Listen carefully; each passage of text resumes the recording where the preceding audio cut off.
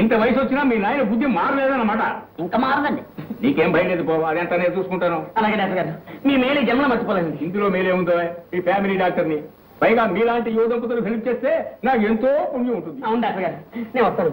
నీ చెప్పిన ప్లాన్ మాత్రం మర్చిపోమోకు. అదేనండి.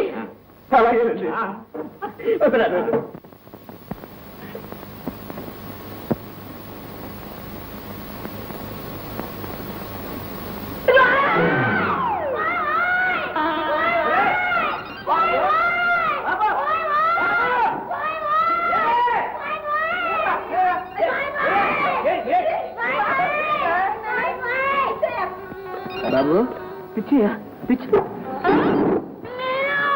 బాబు.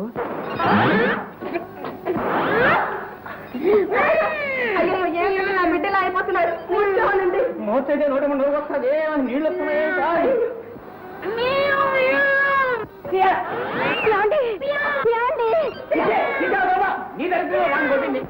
కేకలేస్తారేంటండి? డాక్టర్ తీసుకురండి.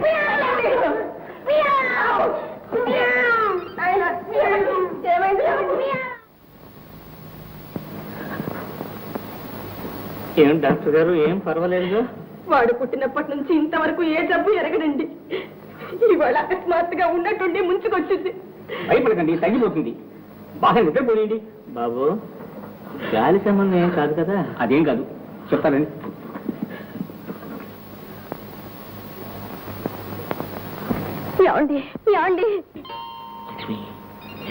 భయపడక, ఊర్తలేదు గీర్తలేదు, ఇదంతా నేనాడిన నాటకం.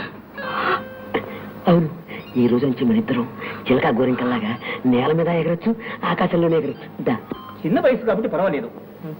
ఇదే నీలాంటి వయసు మళ్ళిన వాళ్ళకి వస్తే నిమిషాలే పోయిందా. అసలు ఏమిటండి ఈ జబ్బు? మూర్ఛ? ఇది మామూలు స్వదేశీ మూర్ఛలు కావమ్మా.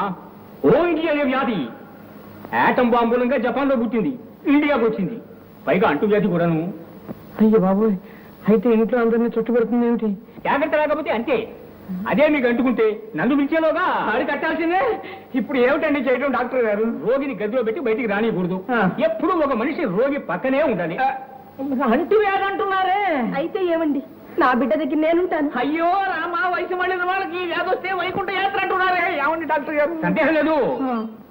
ఈ జబ్బుకు మందు కంటే ఆహారం అనుపానం ముఖ్యం. అయ్యా, మామూలు భోజనంతో పాటు మంచి మినపగారెలు, నేత్తో చేసినవి, చిత్తం, లడ్లు, బూరెలు, ఇవి నూనెలో వేయొచ్చు.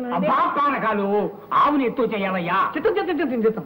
జీడిపప్పు పాకం, మినప సున్ని, ఇవి కూడా నేతిలోనేనండి? మినపసులు నేతితో చేయక నూనెతో చేస్తారటండి. మీరు ఊరుకోండి, అవన్నీ నేను చూసుకుంటాను. ఆ గట్టలుపులు ఎప్పుడు మూసే ఉంచాలి, లేకపోతే ఆ క్రిములు బయటకు వచ్చి మిమ్మల్ని పట్టుకుంటాయి. అమ్మో, అలాగేనండి. సరే, నేను వస్తాను. అయ్యా అయ్యా, జాగ్రత్త. నేను చెప్పినట్టు చేయకపోతే మీ అబ్బాయి మీకు దక్కడు. అమ్మమ్మా. ఏమండి, అబ్బాయి దగ్గర నేను ఉంటానండి. నువ్వెందుకే? ఆ శని ఉందిగా.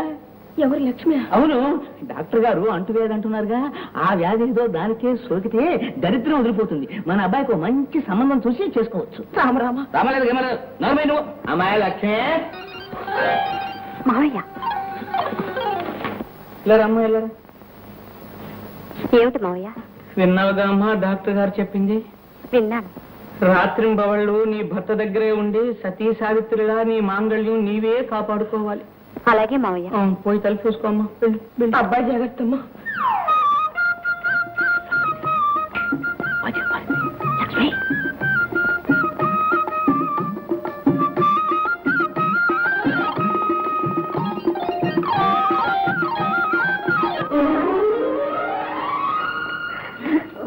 నాన్న, రా. ఏమిటి నాన్న ఇదంతా? ఏం జరిగింది చెప్పు నాన్న. కూర్చో. ఏమండి, నాన్న చూసారా ఎలా ఉన్నాడు? ఎందుకు వచ్చావు? ఏం చెప్పున్నాడు? భూములకు సీలింగ్ వస్తుందని పొలాలన్నీ అమ్మేశాను. ఆ డబ్బు బ్యాంకులో పెట్టుకుంటే ప్రభుత్వం కాజేస్తుందని ఇంట్లో పెట్టుకున్నాను. ఇల్లు తగలబడిపోయింది, డబ్బు తగలబడిపోయింది, నా ఒళ్ళు కూడా తగలబడిపోయింది. ఇప్పుడు నేను ఎక్కడికి పోని చెప్పి? నాకు మీరు తప్ప ఇంకెవరున్నారు? ఎందుకు అలా ఏడుస్తావు? నువ్వు చేసిన పాపాలకి ఫలితం అనుభవించు. అవును, నేను పాపిని, మహాపాపి. నన్ను క్షమించి ఉండడానికి కాస్త చోటు వలుడు. వీల్లేదు. ఈ ఇంట్లో నీ నీడ కూడా పడ్డానికి వీల్లేదు. ఏమండి నువ్వు వడ్లే. ఇలాంటి వాళ్ళని పాపాలను తలచకూడదు. Get out! ఆగు.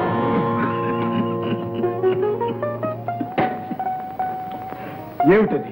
మాకు ఈయన చేసిన అవమానం మీకు తెలియదు నాన్న. అవన్నీ ఇప్పుడు మర్చిపోవాలి. ఎంత శత్రువైనా క్షమించమని శరణు వేడినప్పుడు కాదన్నవాడు మనిషే కాడు బాబు. నేను నీకు తండ్రినైతే ఈయన నీ భార్యకు తండ్రి. నీకు మేమిద్దరం ఒక్కటే. వీల్లేదు. ఈయన ఇంట్లో ఉండడానికి ఎంత మాత్రం వీల్లేదు. సత్యం.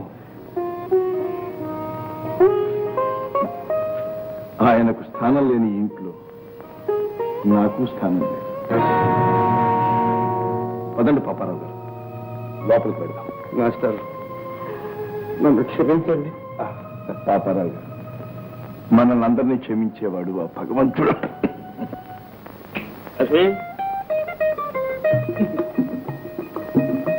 ఏం చేస్తారు ముసాలిద్దరు? వంటలో పిండి వంటలు సిద్ధం చేస్తారా లేదా? ఏమిటండి మీరు జబ్బు పేరు చెప్పి అత్తయ్యను మావయ్యను మరీ ఏడిపిస్తున్నారు. మన ఇద్దరిని ఇన్నాళ్ళు ఏడిపించలే. చెప్తాను కావుతుంది.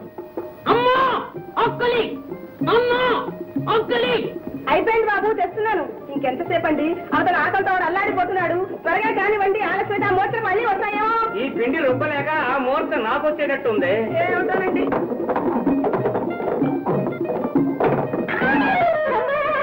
ఏమైందండి? ఏమైంది? అయిపోయింది బాబు, తెస్తున్నాను. ఏమండి తొందరగా కానివ్వండి. ఏడు లేదు కాలు లేదు, రూపాయలు తొందరగాను కానివ్వండి. వెళ్ళి ఒక్కటి కూడా మిగల్చుకుంటా. మొత్తం అన్ని పట్టుకొచ్చి. నేనా? నువ్వే వెళ్ళాలి. నువ్వెళ్తేనే మా నాన్న బేరు ఉంటాడు. వెళ్ళు. అత్తయ్య, ఆయన ఆకలితో అల్లాడిపోతున్నారు. అయ్యో నువ్వెందుకు వచ్చావు? మా బయటికి రావద్దానంగా. మేము పట్టుకొస్తున్నాం. పద పద పద పద పద పద. ఏం తెలుసుకో. తీసుకొస్తున్నాను. ఊరికే లోపలికి వెళ్ళిపోతాను. డాక్టర్ చెప్తుంది జ్ఞాపకం లేదా? రాలేదు. అమ్మా లక్ష్మి, లక్ష్మి.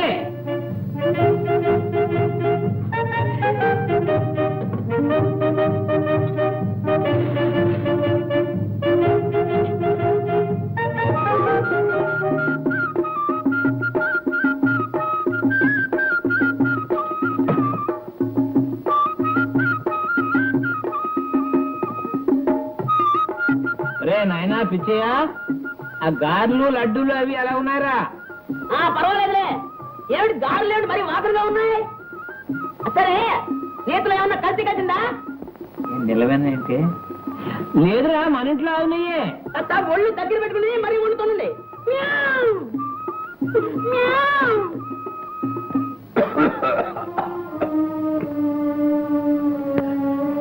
హాస్పిటల్కి మనిషిని పంపించండి, మందిస్తాను. వేరే మనిషి ఎందుకు రండి, నేనే వస్తాను. ఓకే.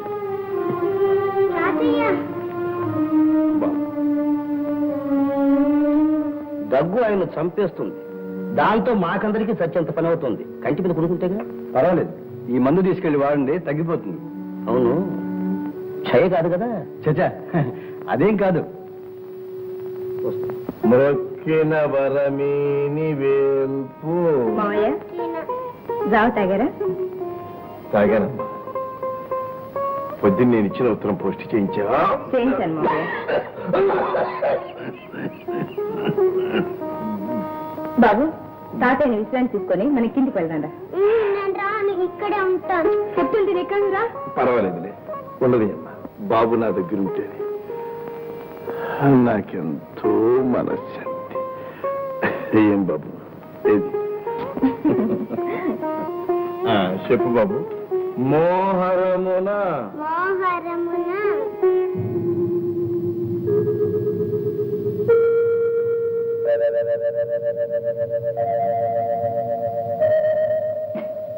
ఏమిటి నాన్న అలా ఉన్నావు? డాక్టర్ ఏమన్నాడు? ఏమని చెప్పమంటావమ్మా? రామరామ, ఆ వ్యాధి పగవాళ్ళకు కూడా ఉంది. ఏమిటి నువ్వు అనేది? నీతో చెప్తే భయపడతావని చెప్పలేదట, నాతో చెప్పాడు. అది విన్న దగ్గర నుంచి గుండెల్లో రైళ్లు పరిగెత్తున్నాయి. ఏమిటిది? మావయ్యకి జావ వచ్చినవి. అయ్యో,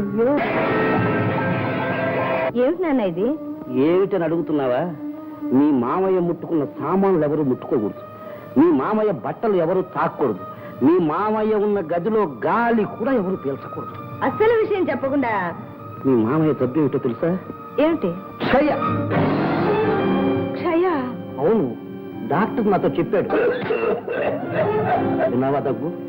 వాడేమో పసివాడు, నువ్వేమో ఎప్పుడు వాడిని ఆ గదిలోనే పడుకోబెడతావు. అదేమో భయంకరమైన అంటు వ్యాధి.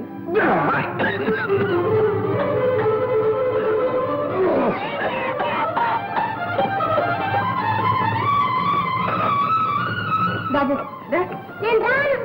రమ్మంటే పర్వాలేదు, అమ్మా. వదలండి.